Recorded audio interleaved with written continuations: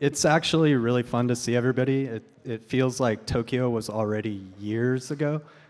So the chance to get together at the end of this year and really celebrate what we achieved as USA Skateboarding, what skateboarding achieved in the Olympic movement, and just enjoy the evening together seemed like the right thing to do. So thank you all for coming out, and really appreciate you being here, really appreciate your support, and let's get on with the evening. So we're going to start by inviting all of the national team members that are here up to the stage. So national team, USA Skateboarding, come on up. So again, this has been a really interesting journey for skateboarding as a whole, and the whole reason that we exist and we're here is to support these skaters. So really wanted to honor them and what they've contributed to our world and the chance to do all these things. So Deshaun, I'm going to hit you with one real quick. It won't be too hard.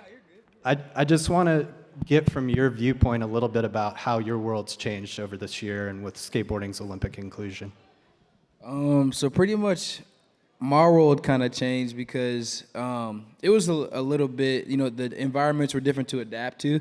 So I was, like getting myself in the zone of like actually training like an athlete, trying to like be on a strict schedule to allow whatever my full potential, to compete could get there. And so just kind of doing both, in the midst of like filming skating contests, I was still street skating, like filming and stuff.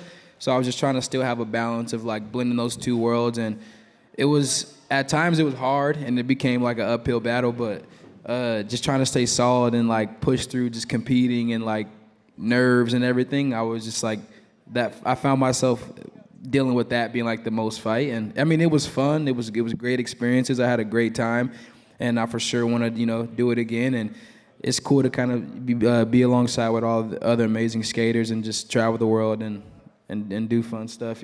See different stuff. Awesome. Thank you. Jake, it's been a big year for you as well. Even this moment showing up with your first Tech Deck Pro model, congratulations. Following the actual Pro model, which is really the bigger deal. So congrats, Jake. Thank you.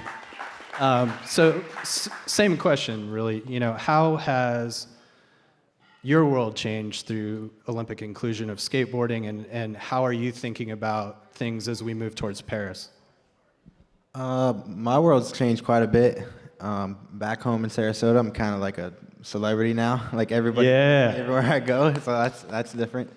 But definitely, it's changed my mindset on a lot of stuff. I have a lot more eyes on me now, and definitely have to. I've always tried to be like a role model, but now with a lot more eyes on me, I have to play the role as well. And everywhere I go, I always try to be the best I can be and set the best example. And then with like 2024 on the way, I'm still skating hard as ever, still street skating, just still having fun with it. And yeah, I don't know. It's just been crazy. I'm along for the ride. I'm enjoying it. That's great. Thank you, Jake. I know that you're working hard on your skate park in your hometown. Is that still going? It's still going, yeah. Right on. Tell us a little bit about what you've done to make that happen. Yeah, so my park back home in Sarasota, it's called Payne Skate Park. It's 20 years old, coming up pretty soon, and we just needed some repairs done, and I tried to get some more like additions added into it. So right up before the Olympics in March, we needed like more runway for the big rail so I could practice like more tricks. So I wanted to get like two little like just flat platforms to just kind of like sidewalks. But my buddy was like, oh, you should just get like a quarter pipe or something. So the city was like, yeah, if you raise the money, you guys can build it. So I did a GoFundMe, and we raised 17 grand in a week and added an addition for the park. Nice. And then now we're actually working on a skate park project to have like an Olympic training facility there. So where like we can have a park like the Raidson in Des Moines. So we'll have one of those in Sarasota. That's our goal. And then we want to fill up the existing parks around the area where the green space is. We just want to fill them up with like park pockets, like little skate parks throughout the area. Just trying to get skateboarding more accepted in the community so we have more skaters and more places to skate. Love to hear it. It's one of the really cool things about this Olympic attention is that you get to advance skateboarding for skateboarders. So Thank you, Jake. Thank you. All right. Let's go to the end over here. I'm gonna talk to Jordan real quick. Hi, Is this Jordan. on? How are you doing? Pretty good. Oh God, that's so loud. Oh my God. You've had quite a year as well. I know that you've focused a lot on your vert skating, and you've been keeping really busy out there recently in Philadelphia. You want to tell us a little bit about the contests out there? I think Bryce could probably say it a little bit better than I could, but Philadelphia was really fun. It was a Red Bull event, and they were doing a new type of format, which was head-to-head. And I got to go against my friend Bryce here, and we were the first matchup, the first pair to go. So that was really fun. Yeah, definitely had to work on your stamina during that contest, because you go one run, and then 30 seconds next, you have to go again. I've skated that place before too, and it's pretty cold in there. Was it cold in there? It was extremely cold. Considering Texas, it was literally 80 degrees when I left, and then we got off the plane and it was dropped straight to 40. Welcome to Philly. Well, this is the other fun thing I think about skateboarding is, there's so much built up about this Olympic competition and what's going to happen, and we worked hard to qualify and all of this, but at the end of the day, it's just another contest. And skateboarding continues on throughout this, and the Olympics are just a way to actually elevate all of skateboarding. So each of these skaters has been able to continue on doing what they do, advance some causes that they love, and just skate. And that's the thing that we love to see, and that was really our goal with what we do at USA Skateboarding. So I'm excited to watch that all play out. Ariana, you're up next. Hi. Hello? How are you doing? Wonderful. Yeah. What have you been up to lately? Not a lot, hanging out, skating, getting ready for Christmas, Excellent. just existing. Existing's good. We saw some clips, and thank you for doing the interview for the USANA video about health and wellness as relates to skateboarding. Yeah. Yes. Thank you, Bryce. Would you mind sharing sort of, you had a really good way of wrapping that up about skateboarding kind of keeping you healthy both physically and mentally, and just wanted to share that because I think it's really important to remember that skateboarding does all these other things for you besides just land a good trick. Yeah. Well, it's always like a good way to make friends, and then on top of that, it's good for your body, good for mental health. Like what I said in the video, like whatever you're going through, you can just go skating and help clear your mind. That's what I do, at least. It's a useful tool for sure in the Yeah. midst of all the chaos that this year has brought. Yeah. Good for mind, good for body, Excellent. good well-being. Thank you. All right, Bryce, your turn. Is yours off? Here, you can use it. Oh, thank you. There you go. There you go. So clammy. How have things been since Tokyo? How long ago does it feel like to you? 5 seconds ago, but also 5 years ago, and a couple like 20 minutes ago. But mostly it feels like yesterday because like the memory that comes with that, it never leaves. It's just like a part of you now. It's like a side you. You just think about like, how did that happen every day? And yes. That's awesome. I think if anyone watched the Olympics, which hopefully most of you probably did, Bryce's moment lifting up Masugu is one of the most widely viewed moments of skateboarding at the games. And yes, and it really embodied what skateboarding is. In the midst of this intense competition that people have trained for years, someone didn't do what they went to do, but I think your move to lift her up and celebrate what she did showed the world what skateboarding is. And I've heard it from every level of the Olympic movement that really made a difference in what skateboarding was, how people thought about skateboarding, and really where we're going from here. So thank you for being you and making that happen. It was awesome. Thank you.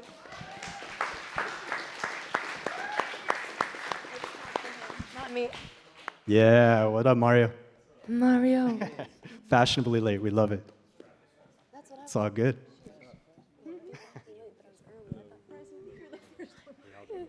Mario McCoy, national team member, amazing skateboarder.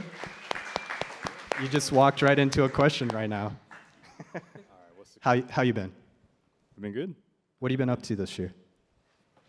Some Christmas shopping, Okay. all that. I'm a very festive person, I like to think. So yeah, some Christmas shopping, some skating, all that. Getting ready to go back to Philly, hang out with some family. Excellent. You healthy again now? How's everything? I'm good. Yeah, I'm chilling now. Thank God. Jess really hooked it up, helped me out. So yeah, I'm back. Excellent. It's, injuries are a part of the battle that skateboarders fight. It takes a toll on your body to do the things that these skaters do. And it's always amazing to watch people handle it with grace, because it's one of the most frustrating things that you can deal with is your body not cooperating with you. So we're glad you're back. Me too. Thank you. Glad to be back. And then, Bryce, I think you had a little something you wanted to do. Oh my gosh. Okay, well, there is a very special person among us tonight. And what she does for people it's unspeakable, because there's not a lot of words that can inhabit it, and she has so much devotion in what she does.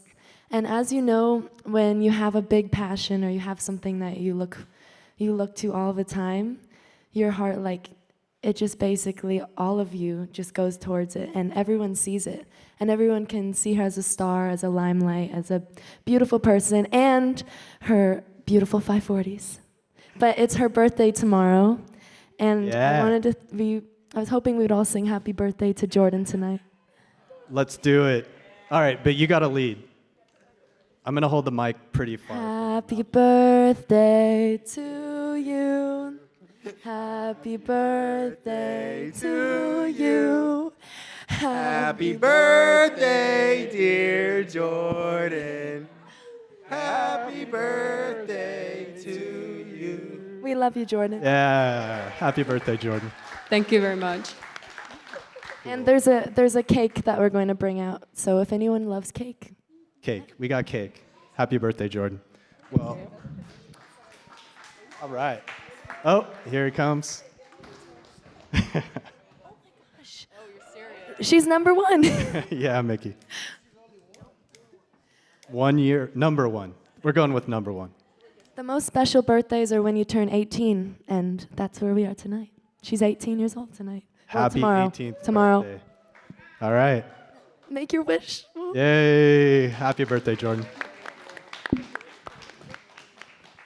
Cool. Thank you, Mickey. So, again, let's just give these national team skaters a round of applause. Thank you for everything you do. Thank you for being a part of the team. Here's to next year and Paris and LA and beyond. Just keep doing what you do. Really appreciate you. Thank you. Thank you, Josh. All right. So next up, we're going to go with a little video that we have of Jagger. He couldn't be here tonight. You guys can go ahead and clear the Leave. stage, and we'll go from here. Rome became a reality after Des Moines. I was defeated, I was tired, I was hurt. Every ligament in my right ankle was 95% torn. I was at the point where it was done, and then my grandpa called me and he goes, "You gotta go to Rome, dude. You gotta give every single chance that you can give to this process. You put so much into this, you gotta do it." And I said, "You know what, F it, I'm going." And I left it all out on the line there. I fractured my ankle twice in semifinals, and I had to just leave it all out there on the table in finals and made fourth. And yeah, it's hard even thinking about it. I was way more worried about being permanently injured than I was making the team. But that distraction helped me to put all the other distractions away, of making the team, of the competition, of hitting my tricks. I was seriously just trying to get through that contest.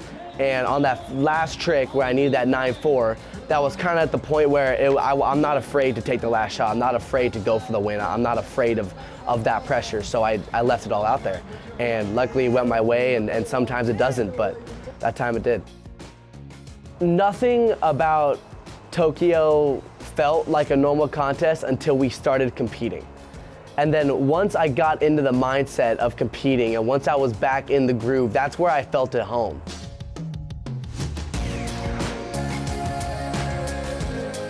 Yeah, I feel like pressure brings the best out of you, you know? The Tokyo final for me was the biggest stage in my career. It was the biggest stage I've ever competed on. And for me, I felt more at home than I ever have. I was so excited to be there. I was so excited to compete. I was so excited to hit my stuff. And I was so excited to be ready. And that's where my head was at.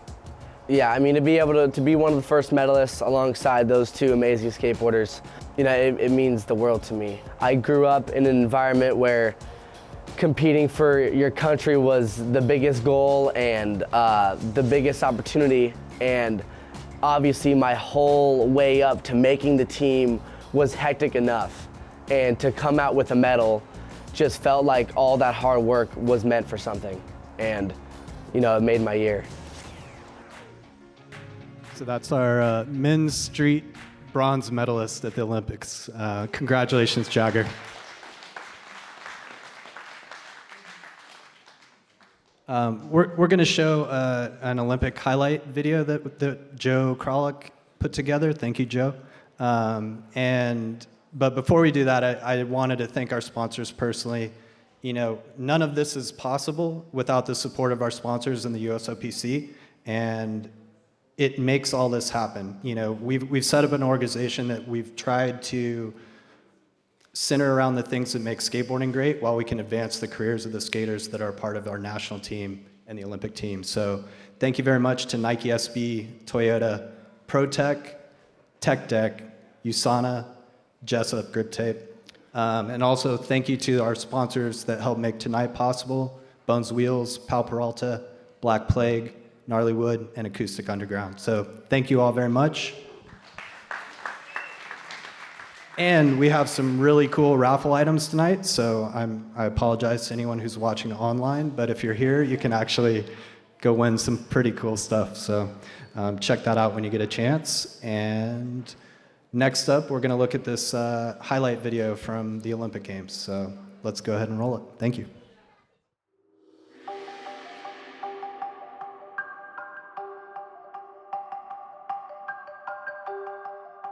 Shout out to Sony. Thank you, Sony.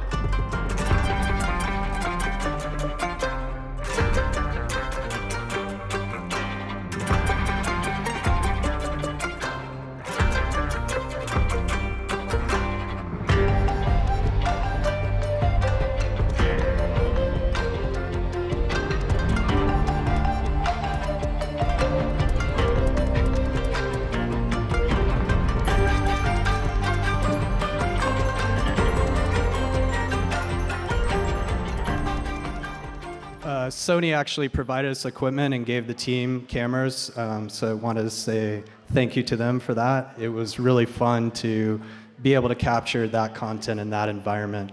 It was a once-in-a-lifetime experience, the first time this has happened.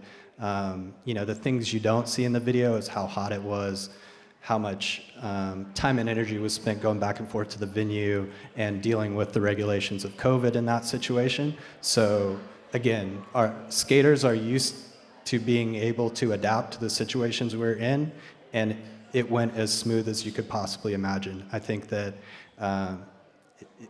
some of the fun stuff to hear back from the USOPC, the United States Olympic and Paralympic Committee, was how excited they were to have skateboarders in the village with them, because we were bringing a new life and energy to the village that didn't exist. You're skating around, you're pushing around, people are having a good time there in this environment that is like strictly about competition until the skaters show up. So it was really fun. Yeah, thank you. With that, hopefully traffic worked out enough and we can go ahead and invite the Olympians that are here up to the stage. You're looking at some of the first Olympic skateboarders on the planet, and congratulations to you all.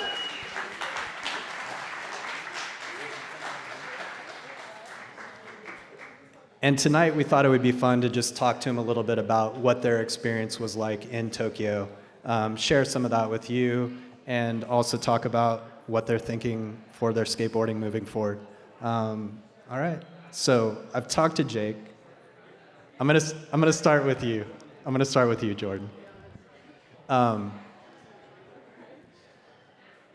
did your impression of Tokyo vary from the reality of Tokyo? Like, what were you expecting to happen, and how was it different to you? I really honestly think I kind of went into it without expecting much, just because I don't really like to expect things, and then whatever, it's different, and so I just kind of went into it with an attitude of whatever happens, happens, and being there was such an amazing experience to be around so many athletes from so many different sports in like one area. It kind of felt like a college university or something, which was sick. So, yeah, it was an amazing time, really good time. Cool. What was the most surprising thing that happened in the village, in the venue, in Tokyo? Oh my God, what happened that surprised me? Mad Libs. Mad Libs. Probably hanging out, just hanging out, like with Bryce and Brighton and Mimi and everyone. The lanyards, like the pins. Oh yeah, and pin collecting. That's what we just focused on when we weren't skating. That was something to do. Tell me a little bit about how your pin collecting techniques and how many you wound up with, because I think you kind of went ham. I don't remember how many I ended up with, but it's my whole lanyard. It was like 120, somewhere around there. So we just went after, like, at lunch or dinner and stuff. We would just stand out on the gate and, like, basically force people to talk to us. Like, hey, where are you from? Like, what sport do you play? And then be like, hey, you want a skate pin or a skate tech deck? So tech decks were kind of the currency to get pins in the village. Yeah, we ran out of pins, so we went to tech decks. Hear that, Steve? It was solid. Steve James is our tech deck sponsor, and he's here tonight, so thank you, Steve.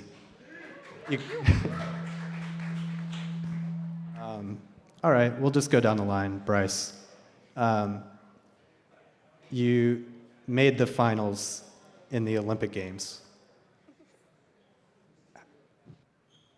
As you worked your way towards this goal, how much of succeeding in the games was the focus? Like, I just want to think about like the path, because we know how grueling it was qualifying, the interruption due to COVID, all these things that we went through. To finally be there and be in that moment, what did it feel like for you?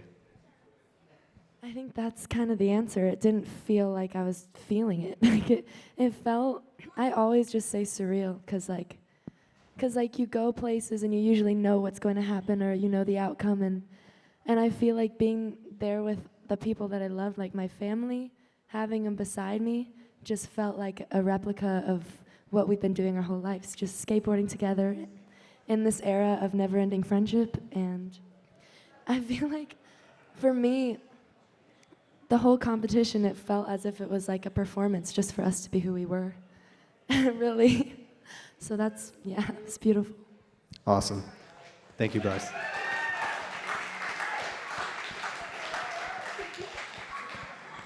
All right, Alexis, you're up. You had an amazing performance in the Olympics. Like, you were literally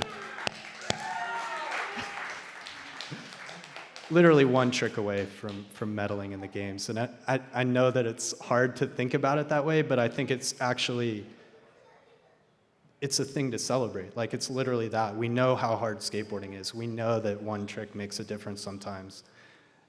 How have you worked through post-games, and how are you feeling about skateboarding now? Because Alexis has been the most competitive female skateboarder, I think, ever. Like, your career spans decades, and this is a celebration of Alexis.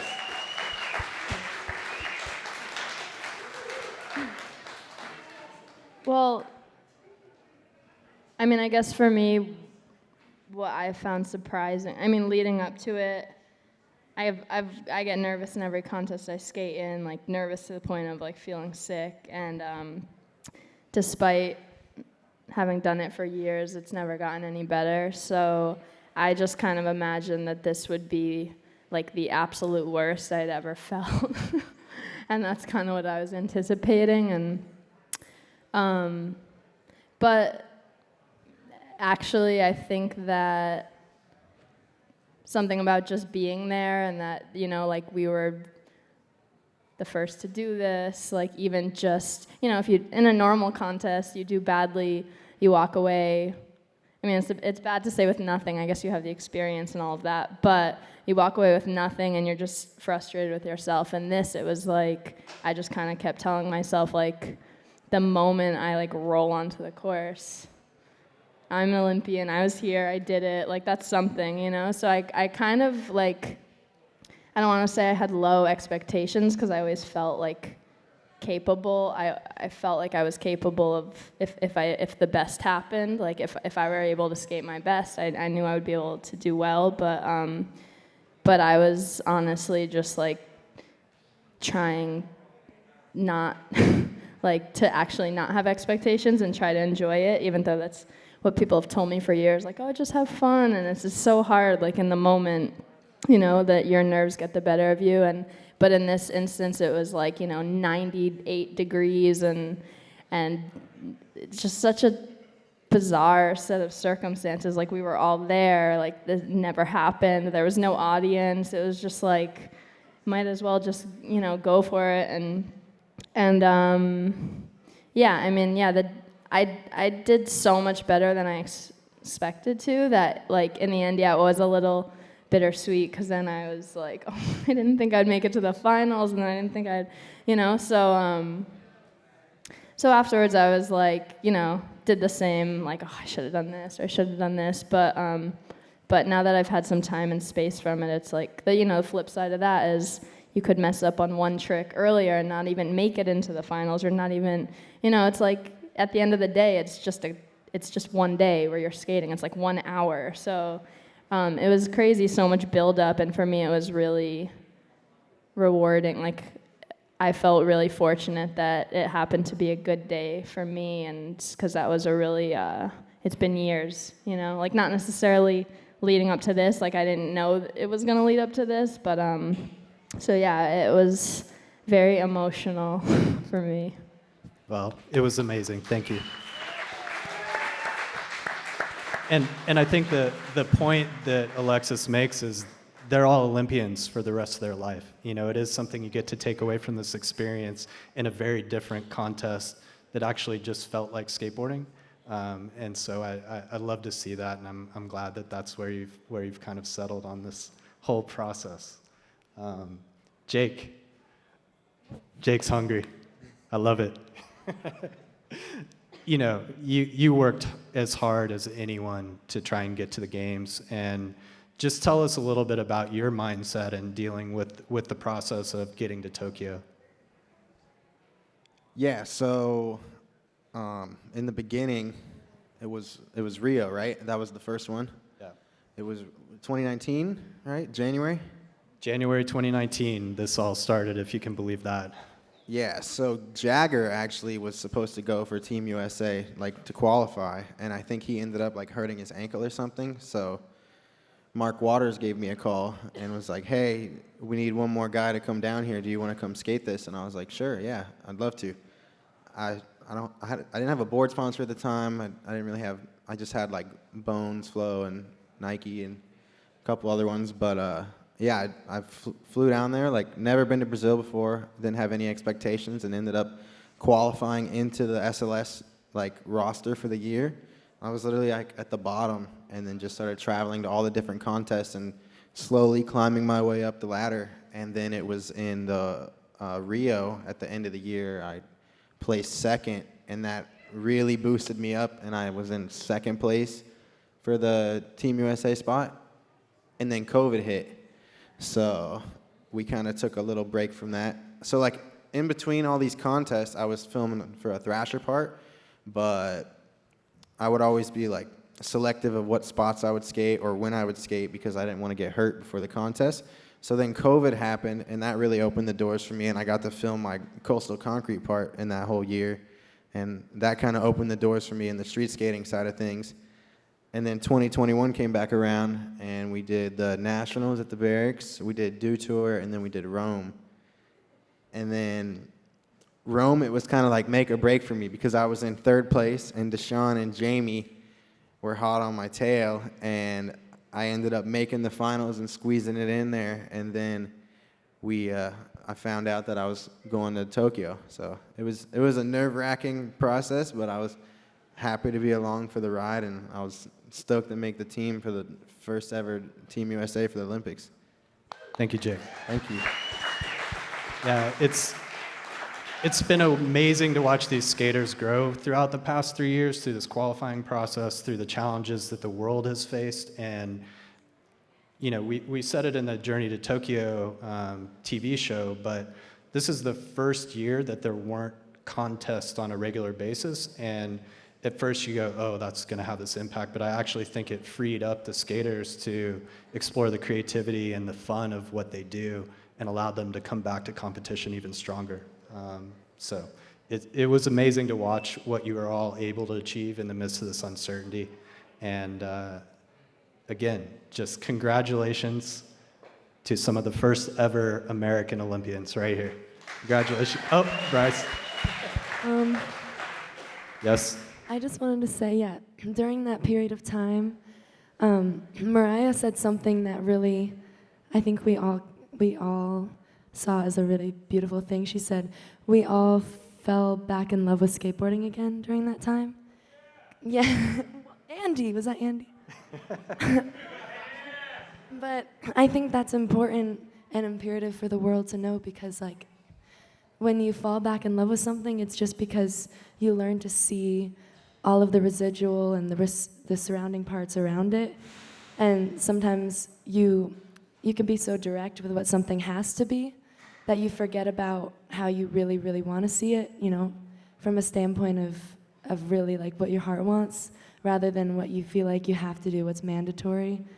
And I feel like that was a beautiful part that came out of all of this. It's kind of like the pinnacle of the story, I guess. Like that we had a period of time to really debrief on like, what is it? Like there's so much in skateboarding that we had to graze over because of contests sometimes. And when we went back into it, and now we have this mindset that's so beautiful. And we feel inseparable because, yeah, this family that we have is beautiful. So yeah. Thank you, Brian. Yeah, the value of these shared experiences obviously create bonds that last a lifetime. So it's really fun to watch what you all have been able to share and create and enjoy together. Jordan, have you thought about Paris? Where is your mind at when it comes to the next Olympic Games that are three-ish years away now? Yeah, no, I definitely want to be there. That's my end goal, or my next goal, I guess, but the big one. So, yeah, I mean, Japan was such an insane experience, but we were stuck in our little bubble. Like, we couldn't go do things, we couldn't hang out with other countries, really, like, and do, like, what normal Olympics would be like. And I saw, like, the layout of Paris and everything, and I was like, oh, that looks really, really cool. It does? What does it Yeah. look like? I mean, just where the skate park's at, it's, like, right in front of the Eiffel Tower, I think, right? It's at the Place du Concorde, and yeah, it's basically downtown. Yeah, it looks Paris. amazing. So hopefully by then we'll be able to actually explore and like do other stuff as well as skate. I think it's going to be fun. Bryce, Paris, what are you thinking? What do people think about Paris? I mean, Paris is like, first of all, Paris is like, I think a dream location for everyone. And I feel like my big dream place is Europe has always been kind of like the place of insight for me. Like that's where I want to be one day, especially maybe Rome or something like that. But I feel like Paris in general, thinking about the next Olympics, I don't even know. That's like thinking about what's going to happen tomorrow, you know, when you wake up for breakfast. You don't know what you're going to pick out of the cabinet. So yeah, I don't know. I think I'm just going to keep my eyes open and just, I think that's all our dream. Excellent. It's a good dream. Bryce also loves pasta. I love pasta. Wait, say it again? I said Bryce also loves pasta. That's like her diet. And so Europe, it's perfect. It's a I good think place it for is. pasta. Yeah. Excellent. Well, yeah. And Oh, well, they eat other stuff. That's but Italy. pasta- oh, Italy. they might. Whatever, you know what I meant. I'm no. Close. It's close. I'm thinking about the Ferris wheels. The Ferris wheels, that's something else. You can right. see the park from the Ferris wheel. What about that? I don't know. Yeah. I look forward to seeing you on the Ferris wheel in Paris. Well, if that happens one day. Awesome. Jake, with an Olympics experience under your belt, how are you thinking about getting ready to skate in the next games? So I actually visited Paris in August. I went over there for a skate contest, and Vincent Malou, he took me around on the scooter, and he actually showed me the site where the 2024 games are going to be held, and it looks incredible. Yeah, I mean, I want to make the team for 2024, so I'm already working on some new stuff, and I'm just cruising right now, but I would love to be on the Olympic team for 2024, and for Tokyo this time, I wasn't really expecting like much. Like it would have been cool to medal, but I was just going more to like skate and have fun and get skateboarding out there to the world, and I think we did that on a very large scale. And for Paris though, I'm ready. I can't wait to see what's going to happen. 2022, I heard there's going to be a few qualifications, and then 2023 it's going to amp up. So I'm ready. Awesome. Yeah, we're waiting on World Skate to hear about the schedule, but so far they've said that there are going to be at least 3 events, both street and park. So a couple events, and then a World Championship in 2022 to look forward to. So that brings us to you, Alexis. What are your thoughts on moving forward with your skate career, and where did things kind of net out for you? Well, you know, I never thought skating would be in the Olympics. I never thought I'd be there. So for me, just, you know, like having the years I've had doing contests and what led me up to Tokyo, like that was the reward, you know, like that was a lot. That was very gratifying, and I feel, you know, also feel fortunate that I was at the age and at a place in skating when that was still possible for me. But to be honest, I never really had any intentions of skating Paris, you know, like I think that skating is gonna be you know, part of my life forever, but I think in terms of like where it can evolve. And I think filming street parts and doing stuff it's like I want to like make room for the next generation. And it's because skating contests, it's like it takes a lot of dedication. It takes a lot of mental and physical like time and energy, just even like what Jake was just talking about, like trying to film a part, but like, oh, I don't want to get hurt, because you have to like balancing those things. It was tough for me, and I don't know how these kids do it, but yeah. So my plan is to take over as the female coach and be there. This is breaking news, by the way. So we are so excited to be able to announce tonight that Alexis Sablone is going to be the women's coach for USA Skateboarding moving forward.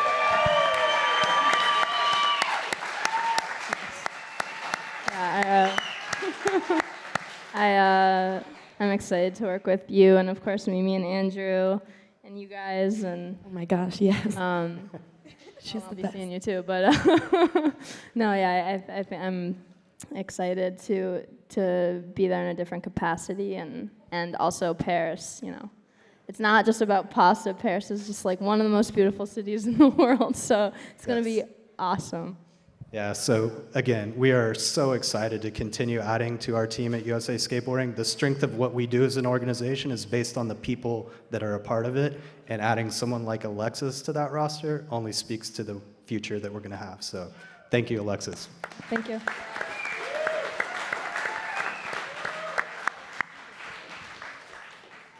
So I started working on skateboarding in the Olympics in 2015. Gary Ream hired me to consult on the International Skateboarding Federation's application to the IOC. It's been a long road. It's hard to believe how much time and energy went into it from so many different people, but we always had one goal when we were doing that process, and it was to make sure that skateboarders had a voice in the Olympics, to make sure that the skateboarding part of the Olympic Games looked and felt like skateboarding. And all the feedback we got from what people saw from this year in Tokyo was exactly that. It was so nice to see the coverage about skateboarding be about the skateboarders, about the culture, about what skateboarding actually means to us. So we really feel like we succeeded, but we couldn't have done it without the skaters. Like this is a symbiotic relationship that makes these things happen, and we are excited for the future. We just got some incredible news last week. The IOC Executive Board went ahead and recommended skateboarding to be in the LA Games in 28. So, and not only to be in the games, but we were included as a part of the 28 sports that are recommended as a part of the actual program, as opposed to the add-on program. And while that sounds like a small discrepancy to you, I can tell you from my experience that it is an enormous deal, because that means that skateboarding, enormous, thank you, Paul. That means that skateboarding at the International Federation level will get supported through money through the games. What you might know is that there was no money for skateboarding or the International Federation in Tokyo. They said, oh, you can be there, but we're not going to share any of the money with you. So the fact that this announcement for LA includes us in the 28 clears the path and eliminates so much political nonsense that we'll be able to focus on skateboarding in Paris. And as we move towards LA, it's going to be strong. This is USA Skateboarding. The games are going to be in Los Angeles. It's the home of skateboarding. It's going to be an amazing watershed event for the history of skateboarding and the history of the Olympic Games. So congratulations to everyone that believes in skateboarding.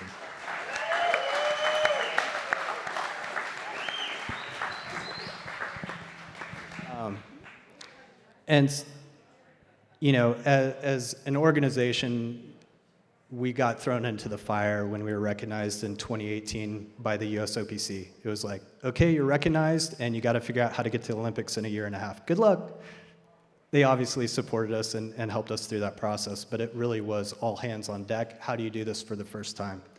Now that we've done it once, we actually understand the process. It's going to be incredibly, incredibly easier to deal with as we move towards Paris through qualifying. The World Skate, the International Federation, is doing a much better job in terms of their approach to integrating skateboarding. And we've been able to settle on what we want to do as an organization moving forward. Spent a lot of time working with Mickey Vukovic, our Director of Development. Yeah, Mickey. And just wanted to say a huge thank you to Mickey. What we're doing here tonight is 100% because of him. So thank you, Mickey.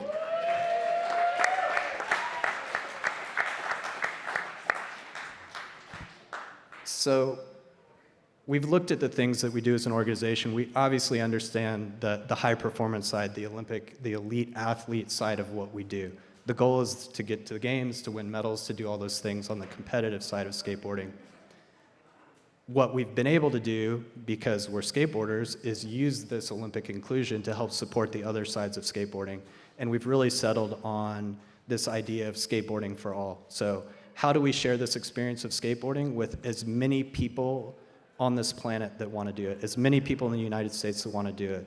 Race, religion, ability, disability, gender, none of those things should be a hindrance to participating in skateboarding. And because we're a national governing body, we get to push some of those things forward in a way that other companies and organizations don't. So we're really excited to announce our Skateboarding for All initiatives. Part of that is an instructor program that we piloted with the LA Rec and Parks Department in the beginning of November. And we're going to show a quick video on that. Again, want to thank you all for being up here and answering these questions. Congratulations to our Olympians.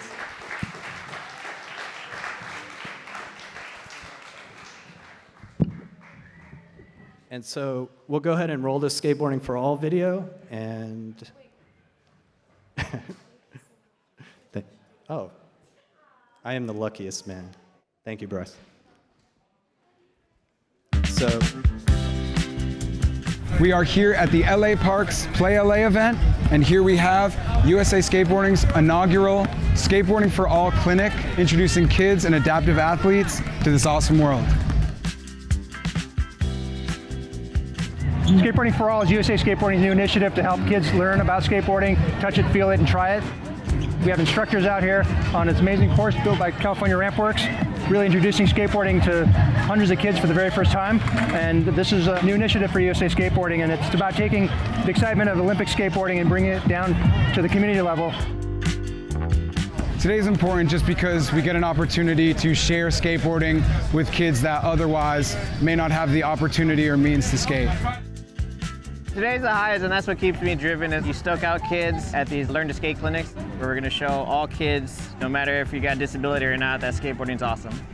It's just a lot of fun and just a great atmosphere, and if you could at least provide happiness to a kid through a skateboarding one day, like, it's pretty worth it. We're teaching the kids how to skate. Some of them have never skated before, and it's been an awesome experience to actually work with kids that haven't skated before, but also our help helps them to feel more confident. There, pink ramp, boom, straight.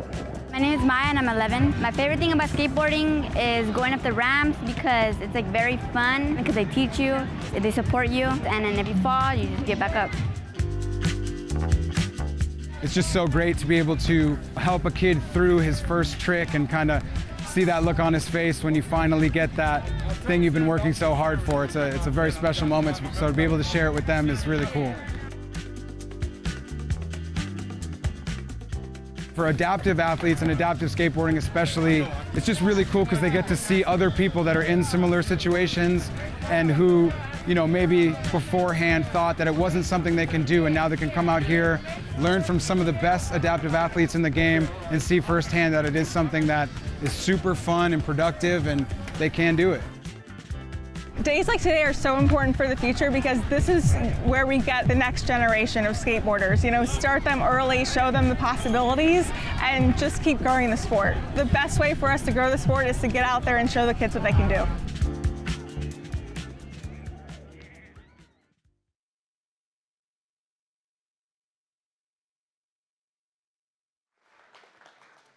again, the impact that skateboarding can have on your life is unlimited. You know, I don't think any of us thought that we would ever be in the Olympic Games, and there we are. And now we're going to Paris and LA. So the idea that you can start just by rolling around on a skateboard and wind up in the Olympic Games is now a reality. And we are down to give that opportunity to as many people as we possibly can.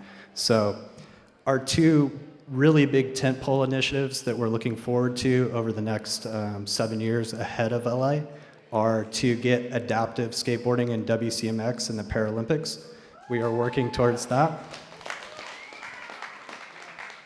And to build our headquarters and a cultural hub for skateboarding in Southern California ahead of the Games. It will be a place for skateboarding to come home to, and we're really excited to make those two things happen. So thank you. We can't do any of this without all of your support, and again, it's just really fun to be in this situation, to have these opportunities, to be able to work together and make these dreams come true. So thank you all very much.